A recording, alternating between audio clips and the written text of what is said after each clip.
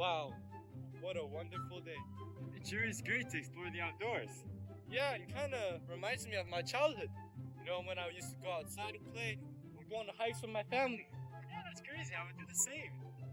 But it sort of gets me thinking. Isn't this sort of relevant with our children and literature course with the marvelous Jennifer Corey? Why do you say that? Well, a lot of the works analyzed in class kind of have this natural exploration component in them, and many of the main characters or protagonists explore natural settings just like we're doing right now. Crazy, right? Hi everyone, I'm Sam, And I'm Jacob. and today we're diving into the fascinating world of exploration in children's literature. Exploration is not just a physical journey, it's about growth, curiosity, and discovering oneself, themes that resonate deeply with children and adults alike. First, we will talk about this theme of exploration throughout a couple of works from class. Let's start by diving into the world of fairy tales. Hansel and Gretel is a story that celebrates exploration as a path, growth, and ingenuity. When the siblings venture into the forest, their journey is not just about finding a way home, it's about discovering their own resourcefulness and the strength of their bond. Exploration, in this sense, is an opportunity to learn and adapt in the face of the unknown. As they navigate the forest and eventually encounter the witch's house, Hansel and Gretel demonstrate curiosity and quick thinking. Hansel uses breadcrumbs to mark their path, showing the creative problem solving that exploration inspires. Later, together, they devise a clever plan to outwit the witch, turning her own tricks against her. This growth through exploration reflects how children gain confidence and learn to approach challenges with courage and imagination. In real life, children's exploration often mirrors this kind of growth. Whether they're navigating a new environment, discovering how to work with others, or finding innovative solutions, exploration helps kids kind of build the skills they need to succeed. Hansel and Gretel's journey serves as a timeless example of how curiosity and a willingness to explore can lead to unexpected victories and personal development. The story of Hansel and Gretel reminds us that exploration, even in an unfamiliar surrounding, is a powerful way to uncover strengths and deepen connections.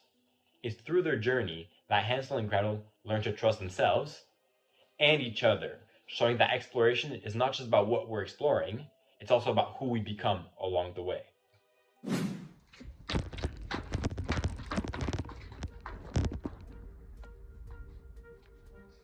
Well then, now let's go forward to the Victorian age with Alice in Wonderland.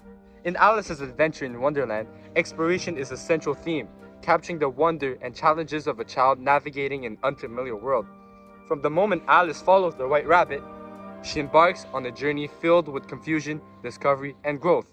The surreal world of Wonderland mirrors the unpredictable nature of real life, where children often face strange rules, unexpected challenges, and shifting perspectives.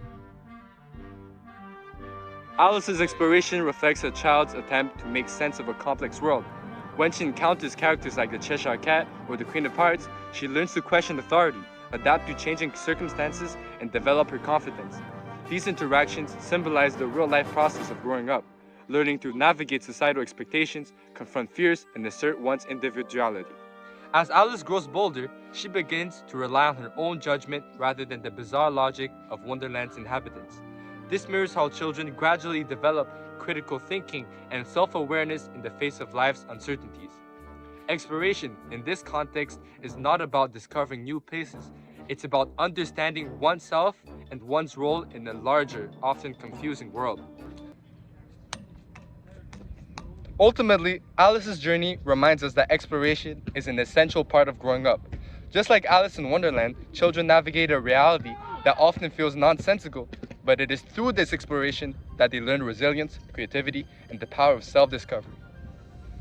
Now let's take a trip to the UK and talk about Beatrix Potter's The Tale of Peter Rabbit, a timeless exploration of curiosity, independence, and consequence. Peter's adventure through Mr. McGregor's garden, despite his mother's warnings, shows a child's innate desire to test boundaries.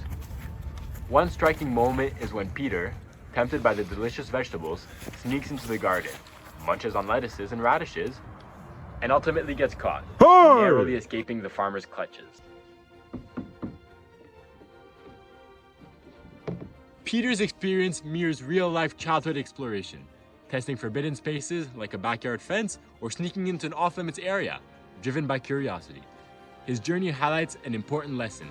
Exploration often involves risk, but it also fosters resilience. Peter learns to navigate danger, teaching young readers about balancing curiosity with caution. Potter's description of Mr. McGregor's garden plays a crucial role. Nature is more than just a backdrop. It's a character, a place full of wonder, and in this case, peril, that enhances Peter's adventure. Potter's use of nature invites children to kind of see this world as a space for discovery and growth. This tale reflects a universal childhood impulse. They need to explore, take risks, and learn through experience. It's a constant reminder that curiosity, even when mischievous, can lead to growth and understanding. Exploration in children's literature has always been intertwined with the way children experience the world. Traditional tales like Hansel and Gretel, Peter Rabbit, and Alice in Wonderland depict exploration as a physical journey with challenges and lessons.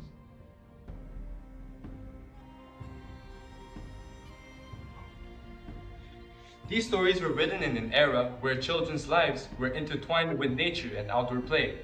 Kids were encouraged or simply allowed to explore Forests, fields, gardens, much like the characters they read about.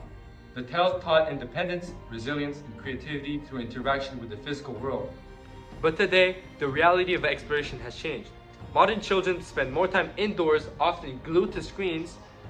According to a French study led by Marion Carriol, over 50% of children aged 6 to 10 spend more than 3 hours daily in front of screens, with this figure steadily increasing. Instead of climbing trees or sneaking into forbidden spaces like Peter Rabbit, exploration now often takes the form of navigating video games or curated virtual worlds.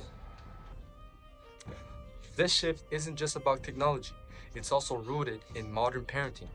Research by Vigdal and Bronik highlights the rise of helicopter parenting since the 1980s, where overprotectiveness limits children's autonomy. This has been linked to increased anxiety and reduced competence in kids who are no longer given the freedom to take risks or make mistakes. Ironically, children still read these traditional stories, but they may struggle to grasp their deeper messages. Wow, this is a really good book. I'm not quite sure I understand it. The thrill of Hansel and Gretel's forest might seem distant to kids whose exploration is confined to the digital realm or structured activities. Now that makes sense. The evolution of exploration in literature reflects these societal shifts. Where past tales emphasize external dangers and physical growth, modern stories focus more on internal journeys, navigating emotions, imaginations, and self-discovery. While this offers valuable lessons, it also highlights the constraints of today's world. But as society changes, perhaps the question isn't just how kids explore now, but how can we help them rediscover the real-world experiences that their stories celebrate? Namaste. In conclusion, exploration in children's literature continues to be a vital tool for fostering curiosity, resilience, and personal growth. From Hansel and Gretel's bravery in the woods to Peter Rabbit's daring escapades and Alice's journey through Wonderland, these timeless tales inspire readers to embrace the unknown and navigate challenges with creativity and courage. But as we've seen, the way children explore has changed. So how do we bring back the essence of exploration while adapting to today's world? Perhaps the answer lies in the golden mean, balancing digital and imaginative play with opportunities for real-world adventures. Encouraging kids to read stories that spark curiosity and then taking that curiosity outdoors can bridge the gap. As we look to the future, we ask, how will children's literature continue to redefine exploration in an ever-changing world? Thank you so much for listening to our presentation, and we hope it inspires you to rekindle the exploration within you. Whether it be in nature, with your friends and family, or with whatever the future holds.